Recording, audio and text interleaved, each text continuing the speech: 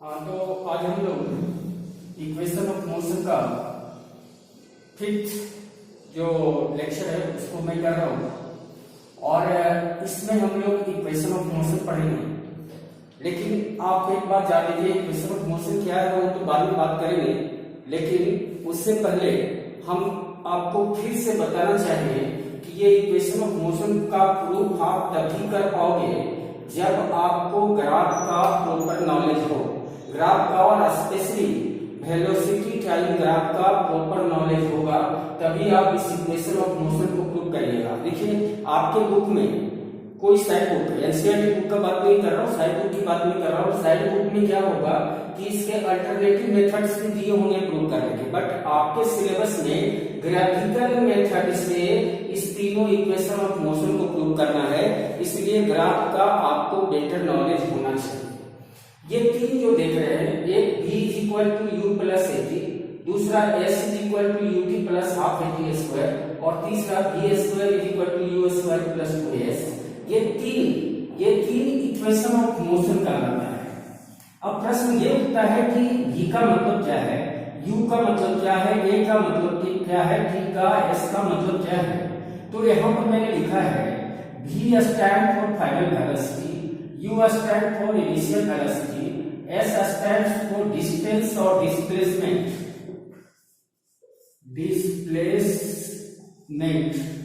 and a stand for acceleration and t stand for time. So these are the meanings of v, u, a, t and s. जहां कहीं भी v लिखा रहेगा वहां समझिएगा final velocity है, u लिखा मतलब इनिशियल, s लिखा मींस डिस्टेंस और डिस्प्लेसमेंट, a लिखा मतलब एक्सेलरेशन है, t लिखा हुआ मतलब टाइम लिखा हुआ है।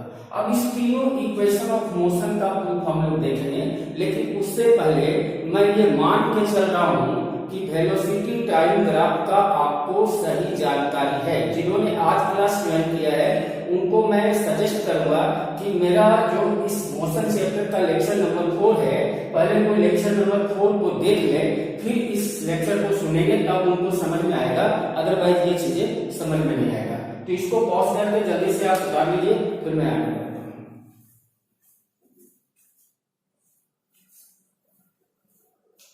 अब देखिए, ये तीनों इक्वेशन ऑफ मोशन को कैसे प्रूव किया जाता है इसको समझिए। सपोज करिए कि आपको मैं एक किसी बॉडी के वेलोसिटी और टाइम का एक डेटा में यहां अवेलेबल करा रहा हूं। ये वेलोसिटी है on this one is time.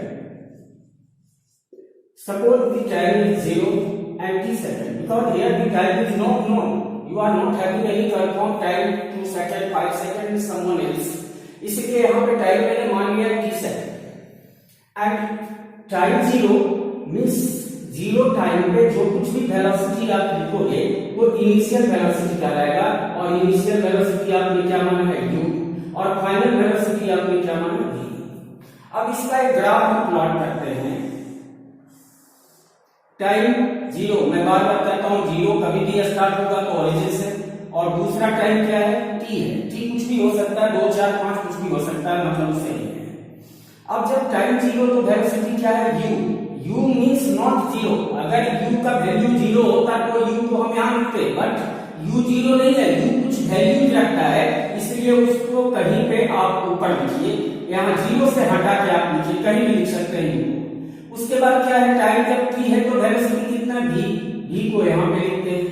अब जब टाइम 0 तो वेलोसिटी u है, टाइम जब t है तो वेलोसिटी v के सामने चले जाइए, इस दोनों को मिला दीजिए, यही क्या हो गया, ग्राफ हो गया। क्लियर। अब आप क्या करो कि यहाँ पे स्लोप निकालना। स्लोप आपको याद होगा कि मैंने कहा था कि स्लोप जो होता है ग्राफ का वो हर हमेशा क्या बताता है, एक्सेलरेशन, और एक्सेलरेशन बराबर क्या होता है, मैंने कल समझाया था आपको, खड़ा बाय पड़ा। खड़ा मींस बाय कोऑर्डिनेट, पड़ा मींस एक्स कोऑर्डिनेट। ये आसानी से याद कर रहे हैं, इसलिए मैं खड़ा को बाय कोऑर्डिनेट नहीं लिख के खड़ा लिखता हूं, और पड़ा नहीं लिख के एक्स कोऑर्डिनेट नहीं लिख के पड़ा लिखता हूं।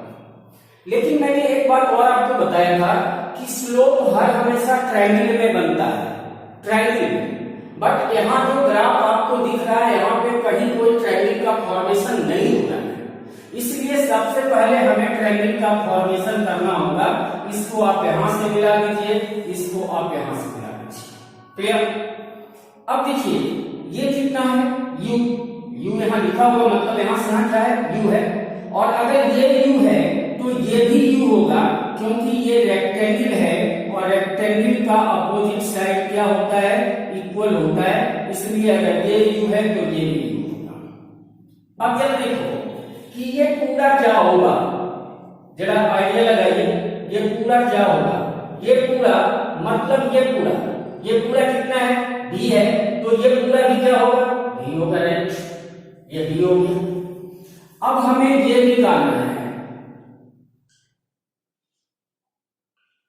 ये बस इतना निकालना है, तो ये इतना कैसे निकलेगा आपको ज्योमेट्री पढ़ेगा। ये पूरा दिया हुआ है और ये दिया हुआ है, हमको ये निकालना है, तो क्या करेंगे, इस पूरा में इसको क्या करेंगे, इसको हटा देते हैं, पूरा में इसको हटा देते हैं, तब ये बच जाएगा। पूरा का मतलब क्या, भी, हटाए क्या u, यानी भी में आप हटा देना है क्या u, यानी हो जाएगा v माइनस u, हटा देने का मतलब घटा देना, समझ में आ गया। तो ये डिस्टेंस हो गया v minus. Now see this is t, ये कितना है t है, यहाँ t लिखा हुआ, t यहाँ 2 लिखा रहता तो इसको 2 मानते, लेकिन t लिखा हुआ t है, ये t है तो ये भी क्या होगा t, क्योंकि ये रेक्टेंगल का अपोजिट साइड क्या होता है, इक्वल होता है, तो ये t है तो ये भी t होगा। Now come to the acceleration. Acceleration means खड़ा हुआ पड़ा, किस में खड़ा हुआ पड़ा, ट्रायंगल में। ट्रायंगल में कितना खड़ा है v माइनस u, और पड़ा ट्रायंगल में पड़ा कितना है t, तो t लिख दीजिए।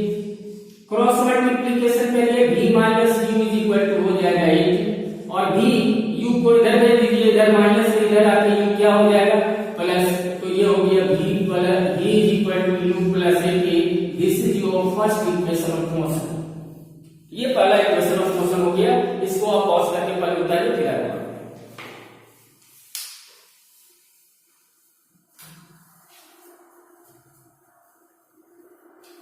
मैं इसको यहां लिख देता हूं, v is equal to u plus 80, और ये भी लिख लीजिए आप, v minus u is equal to 80। ठीक है, ये दोनों याद रखिए क्योंकि आगे यूज होगा इसका।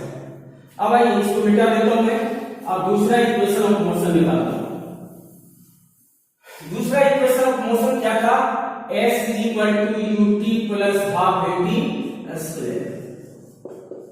ठीक है, इसी को s मींस का डिस्टेंस, और मैंने आपको वेलोसिटी टाइम ग्राफ में बताया था कि डिस्टेंस निकालने के लिए क्या निकालना पड़ता है, एरिया। तो एरिया हम निकालेंगे, इस पूरे फिगर का क्या निकालेंगे, एरिया।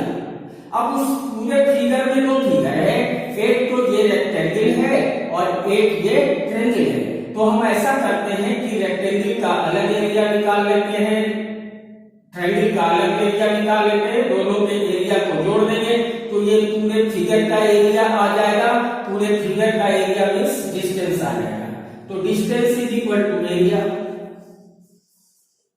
एरिया में क्या आ जाएगा, इसका रेक्टेंगल का एरिया, लेंथ इनटू लेंथ कितना है इसका t, ब्रेथ कितना है इसका u, तो ut, length into breadth, length is t, breadth is u, u into t, ut plus इस ट्रायंगल का एरिया, इस ट्रायंगल का एरिया होगा हाफ बेस, बेस कितना है t इनटू हाइट, हाइट कितना है ट्रायंगल का v माइनस u।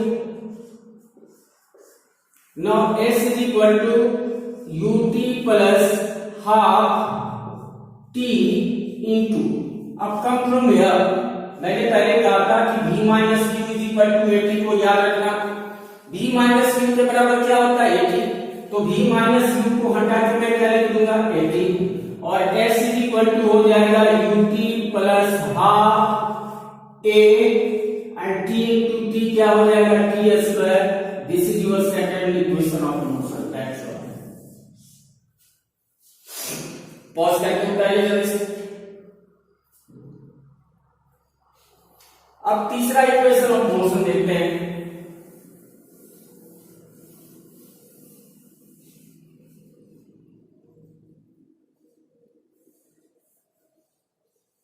देखिए यही सिचुएशन है,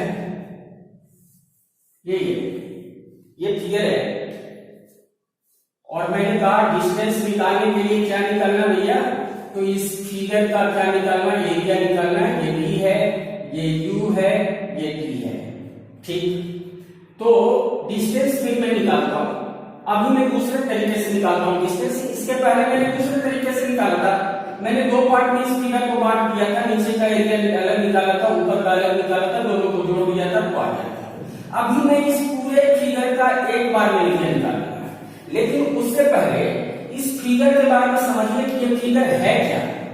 ये फिगर रेक्टेंगल है, स्क्वायर है, रोम्बस है, ट्रेपेजियम है, क्या है? तो ये ऑब्वियसली ट्रेपेजियम है, क्योंकि इसके अपोजिट साइड का एक पेयर क्या है, पैरेलल है।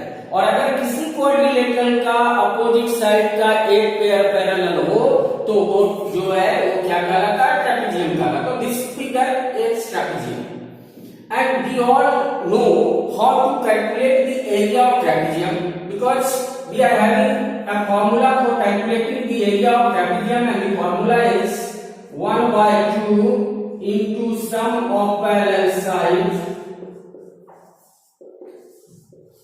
into height. 1/2 parallel side. Look, this side and this side both are parallel, and we have to write here the sum of these two parallel sides. That means we have to write here b plus u, into height. height हर हमेशा perpendicular होता है। अब ये दोनों तो height नहीं हो सकता है, क्योंकि ये दोनों क्या हो गया, पैरेलल साइड हो गया। तो बच गया ये दोनों साइड में कोई एक साइड है हाइट होगा। मैंने कहा हाइट हमेशा परपेंडिकुलर होता है, तो भैया ये तो किसी पे परपेंडिकुलर हमको नहीं लग रहा है। परपेंडिकुलर कौन लग रहा है, ये लग रहा है, क्योंकि इसमें 90 degree. So this is perpendicular, means this is height. How much is the height, t, right. Now see, look here, v minus u upon a is equal to t। अगर t है, t को मैं इधर ही रखूं, a को इधर लाऊंगा मैं, तो क्या हो जाएगा, v minus u by a हो जाएगा। तो ये हो जाएगा s is equal to half v plus u, और t के बदले हम लोग लिख सकते हैं v minus u by a। क्यों भैया, look, so s is equal to half v plus u into v minus u by a, और s is equal to, look, a plus b, a minus b। आप लोग जानते हैं a plus b, a minus b, a square minus b square, और नीचे क्या हो गया, 2a। अब यहां से आइए, अब यहां से क्या हो जाएगा, क्रॉस मल्टीप्लीकेशन कर दीजिए। क्रॉस मल्टीप्लीकेशन करिएगा तो हो जाएगा v square minus u square is equal to 2a s, और v स्क्वायर u इधर माइनस से इधर ले जाइएगा तो u क्या हो जाएगा, प्लस, तो हो गया v square is equal to u square plus 2s। This is your third equation of motion. In this way we can prove all the equation of motion with the help of graph. Don't forget, we have to prove the equation of motion with the help of graph. Not, you cannot use the mathematical process to solve these equations, right? Clear. Now pause and write down.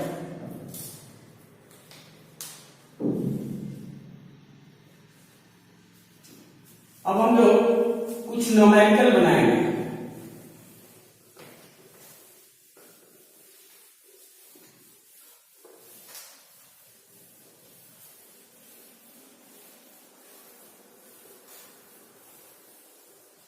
मैं question लिख रहा हूं, a man travel 20 meter in 4 seconds and next 20 meter in 2 seconds. Find average speed। ठीक है, अब देखिए average speed का जरा आपको लोग रिवाइंड करके जरा दिमाग में लाइए कि एवरेज स्पीड का क्या फॉर्मूला था। एवरेज स्पीड का फॉर्मूला मैं लिखता हूं, उसके बाद देखिएगा। Average speed is equal to होता है total distance by total time.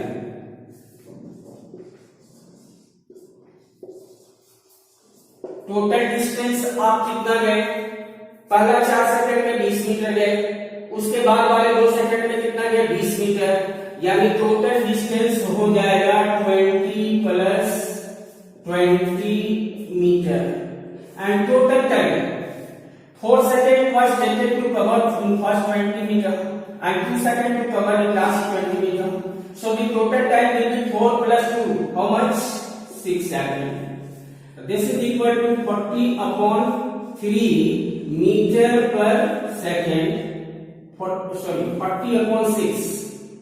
Now 3 2 ja and 20 2 ja. This is 20 by 3 meter per second.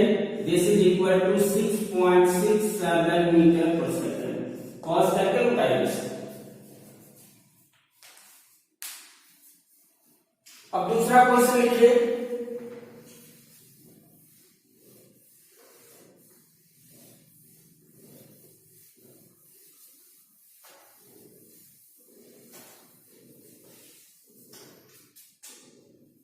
Abdul,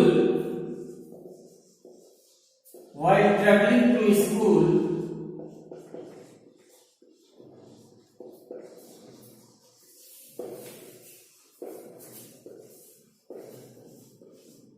its velocity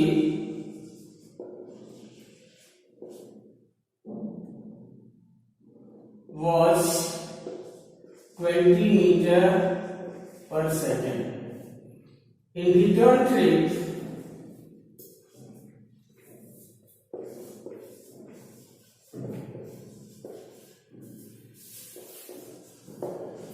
from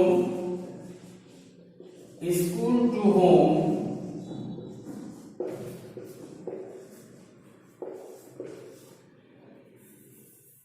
his velocity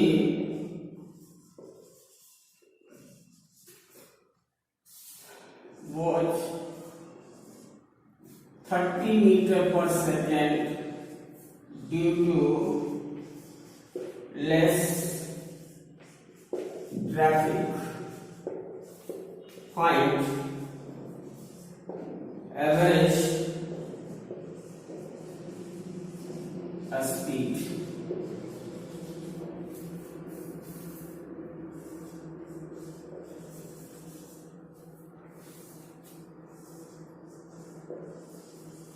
ठीक है।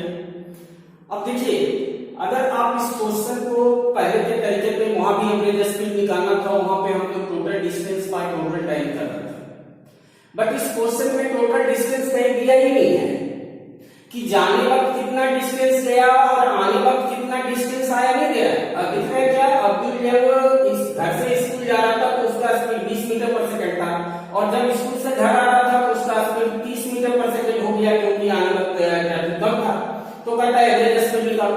भाई एवरेज स्पीड का एक ही फॉर्मूला हम लोग जानते हैं, total distance by total time, but neither the total distance is given nor the total time is given. Then we have to think the question in another way. Suppose this is your home and this is your school. Suppose the distance between them is d meter, right? And I am talking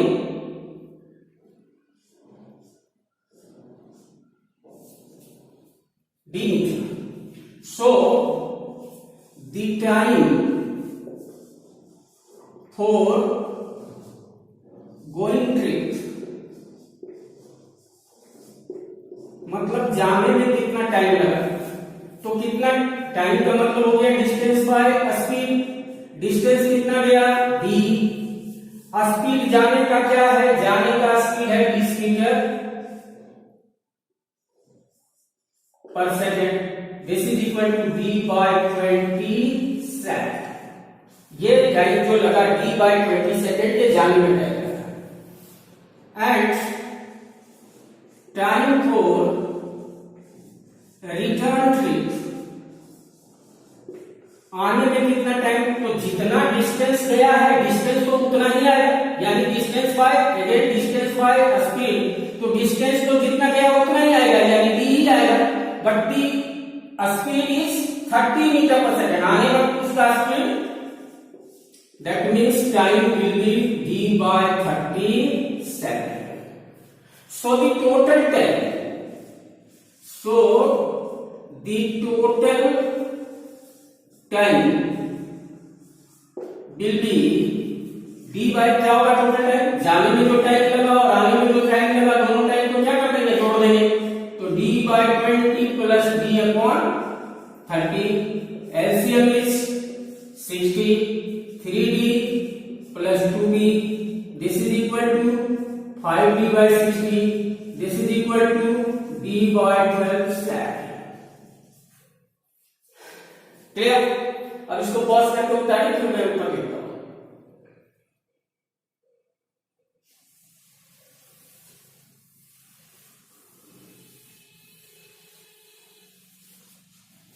अब देखिए total distance जो हो गया वो कितना हो गया, तो d गया और d आया, तो टोटल डिस्टेंस हो जाएगा 2d, and total time is d by 12। Now average speed is equal to total distance by total time. Total distance is how much, 2d, total time is how much, d upon 12, this is equal to 2b, 12 ऊपर चला आएगा, d नीचे रहेगा, d to d cancel, this is 24 metre per second answer.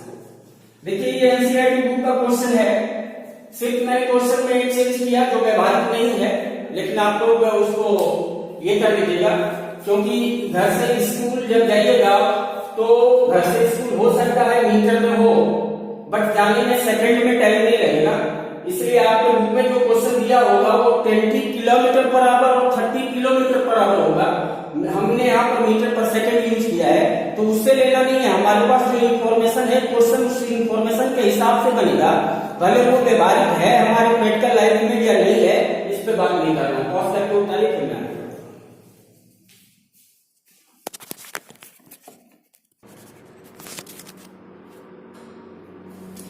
अब देखिए question में लिखा हुआ है, क्वेश्चन है in a head to toys race, means सुने होंगे खरहा और कछुआ का जो रेस हुआ था उसके बारे में कह रहा है कि हेड जो है दैट रन फॉर 2 मिनट, वो 2 मिनट तक चलता है, उसके बाद सो जाता है। 2 मिनट चलता है वो किस स्पीड से, 7.5 किलोमीटर पर आवर की स्पीड से, उसके बाद वो सो जाता है कितने देर, 56 मिनट, फिर वो उठता है और फिर वो चलता है कितना देर, 2 मिनट, किस स्पीड से, 7.5 किलोमीटर से के स्पीड से, 2 minute with 7.5 kilometre per hour speed. Find average speed, average speed इसका निकालना है। तो देखिए हमको हर हमेशा याद रखिए कि एवरेज स्पीड कब निकलेगा, जब हमको टोटल डिस्टेंस और टोटल टाइम दिए रहेगा, लेकिन यहाँ पे टोटल डिस्टेंस फिर लैकिंग है, टाइम तो मालूम है टोटल, लेकिन डिस्टेंस लैकिंग है। टाइम कहाँ मालूम है, एक बार टाइम लगा 2 मिनट, फिर कितना लगा 56 मिनट, फिर कितना लगा 2 मिनट, तो time is total is no, that is 1 hour, 2 6 plus 58 plus 2 60 minute, 60 minute means how much, 1 hour, तो टाइम इज इधर 1 hour, but the distance is not given, so we have to calculate the distance first। अब distance कैसे calculate होगा, तो देखो first minute को किस speed से चला है, 7.5 किलोमीटर स्पीड से, मींस टाइम दिया हुआ है, स्पीड दिया हुआ है, तो कितना दूर वो गया वो निकल जाएगा। तो लिखिए डिस्टेंस इन फर्स्ट 2 मिनट और 1/30 आवर्स। आप टाइम को आवर्स में बदल दीजिएगा, कैसे 60 से डिवाइड करके, 2 को 60 से डिवाइड करो तो 1/30 आवर हो जाएगा, is equal to velocity into time, velocity into time. Velocity यहां दिया हुआ है 7.5 एंड टाइम इज गिवन 1/30। इसके डेसिमल को तोड़ के हम कर लो, ये काट को कितना हो गया 1/4 किलोमीटर, राइट। अब फिर 56 मिनट तो सो गया, तो कोई डिस्टेंस नहीं कवर किया होगा, तो यहाँ तो डिस्टेंस का कोई मैटर नहीं है, इस टाइम के अंदर डिस्टेंस का कोई मैटर नहीं है। फिर डिस्टेंस का मैटर आता है इस टाइम के अंदर, लास्ट वाले 2 मिनट में वो किस स्पीड से चला है 7.5 किलोमीटर पर स्पीड से। तो फिर यहाँ distance in last 2 minute is equal to again velocity into time. Velocity is 7.5 and time is same 1/30. This is equal to 1/4 kilometer. Now the total distance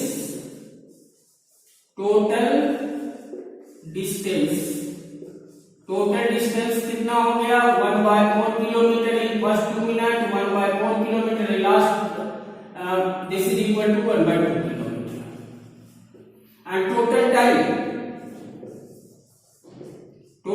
is given how much 2 minutes plus 56 minutes plus 2 minutes is equal to how much minutes 60 minutes is equal to 1 hour। Hours में मैं इसलिए बदल रहा हूं क्योंकि सारा timing जो है वो आवर में ही आ रहा है।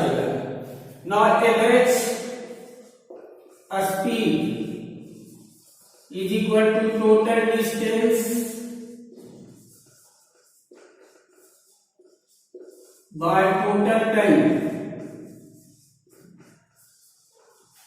Total distance is 1 kilometer, sorry, total distance is 1/2 kilometer and total time is 1, that is 1/2 is equal to 0.5 kilometer per hour. This is the average speed of the air. चलिए pause करिए, उतारिए।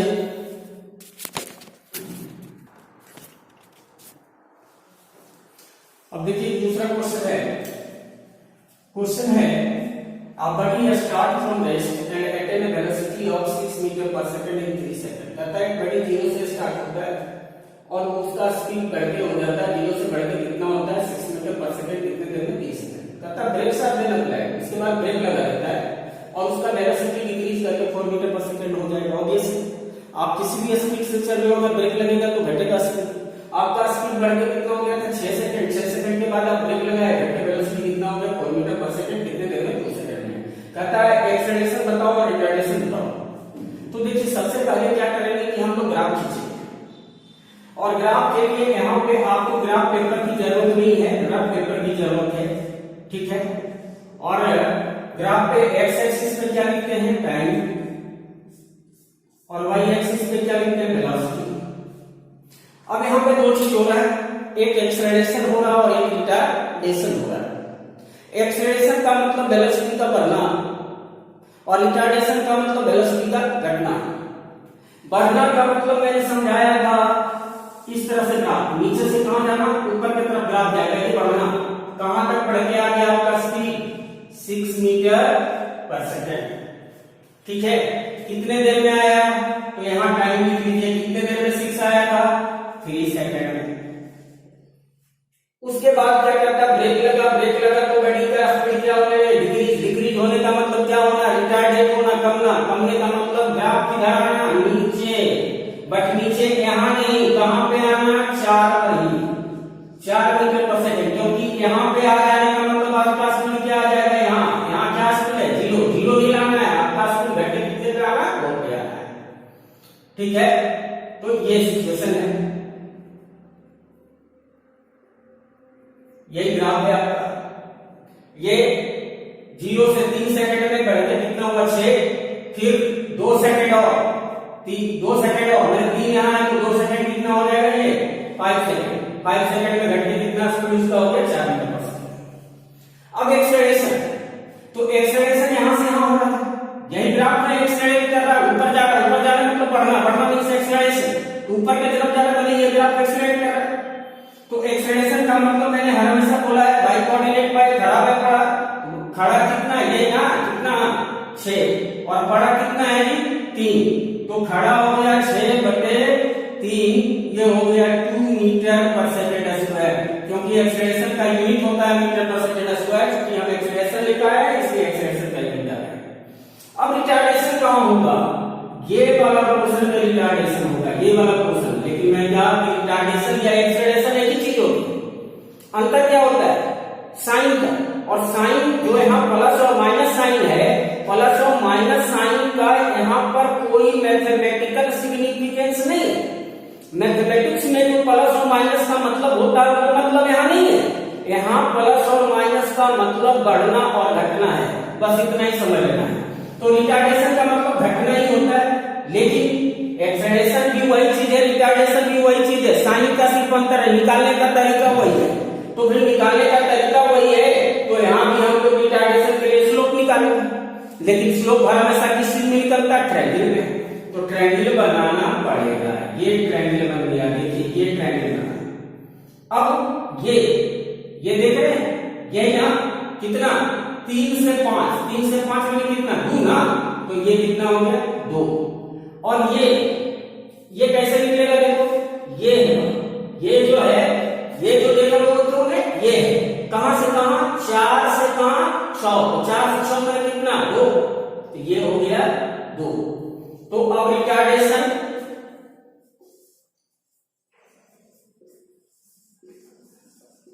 Again खड़ा हो गया triangle में 2, बड़ा भी 2, ये हो जाएगा 1 मीटर पर सेकंड स्क्वायर।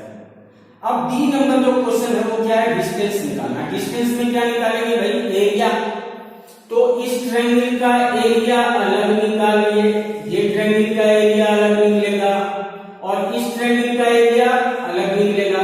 तो इस ट्रायंगल का पहले एरिया निकालते हैं हाफ, इस ट्रायंगल का बेस कितना 3 इंटू इस ट्रायंगल का हाइट कितना भैया 6 प्लस हाफ, इस ट्रायंगल का बेस कितना 2 और इस ट्रायंगल का